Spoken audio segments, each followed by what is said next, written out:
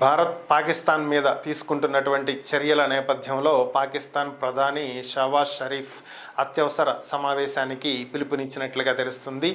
దీంట్లో భాగంగా ఈరోజు పాకిస్తాన్ ప్రధానితోటి పాకిస్తాన్ నేషనల్ సెక్యూరిటీ అడ్వైజర్ అలాగే నేషనల్ సెక్యూరిటీ కౌన్సిల్ పాకిస్తాన్ ఉపాధ్యక్షుడు అందరూ కూడా సమావేశం కాబోతున్నారు. కొద్దిసేపట్లో భారత్ తీసుకున్నటువంటి నిర్ణయాలని వారు తప్పుపడుతున్నారు.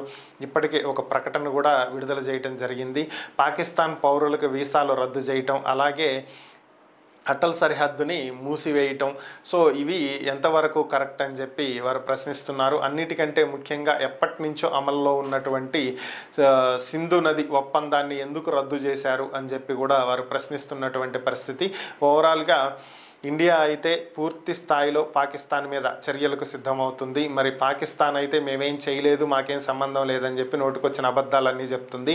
దీన్ని పెంటగన్ మాజీ సైనిక అధికారి కూడా ఖండించడం జరిగింది. Pakistan army chief Osama bin Laden ఇద్దరూ ఒకటేనని, బిన్ లాడెన్ కలుగులో దాక్కున్న ఎలుకలాగా ఉంటాడని, ఈ ఎవరైతే పాకిస్తాన్ ఆర్మీ చీఫ్ ఉన్నాడో ఇతను మాత్రం విలాసవంతమైన భవనాల్లో నివసిస్తూ భారత్ విద్వేషపూరితమైనటువంటి వ్యాఖ్యలు చేస్తున్నాడని, గతంలో కూడా ఇలాంటి విద్వేషపూరితమైనటువంటి వ్యాఖ్యలే చేశాడని, ఆ తర్వాత ఒక ఉగ్రదాడి జరిగిందని, ఇప్పుడు కూడా అదే పరిస్థితి కనిపిస్తుందని, సో ఇటీవల ఇతను చేసినటువంటి వ్యాఖ్యలే దీనికి కారణమని, ఇతనికి దానికి ఎటువంటి తేడా లేదని, ఎలా అయితే ఒసామా బిన్ లాడెన్ని వెంటాడి వేటాడి హతమార్చారో అలాగే ఇతన్ని కూడా అలాగే చేయాలని, పాకిస్తాన్ ఎన్ని అబద్ధాలు చెప్పినప్పటికీ కూడా నిజమేంటనేది ప్రపంచానికి తెలుసని, ఇటువంటి క్లిష్ట పరిస్థితుల్లో అమెరికన్ గవర్నమెంట్ ఇండియాకి బాసటగా నిలబడుతుందని, ఇండియా తరపున మాట్లాడుతుంది అని చెప్పి తాను ఆశిస్తున్నానని చెప్పి ఆయన ప్రకటించడం కూడా జరిగింది.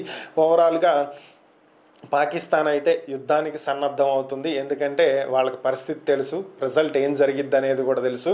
సో అందుకని వాళ్ళైతే సిద్ధంగానే ఉన్నారు, అన్నిటినీ సిద్ధం చేసుకుంటున్నారు. బట్ వాళ్ళకి ఇంకో క్లారిటీ కూడా ఉంది.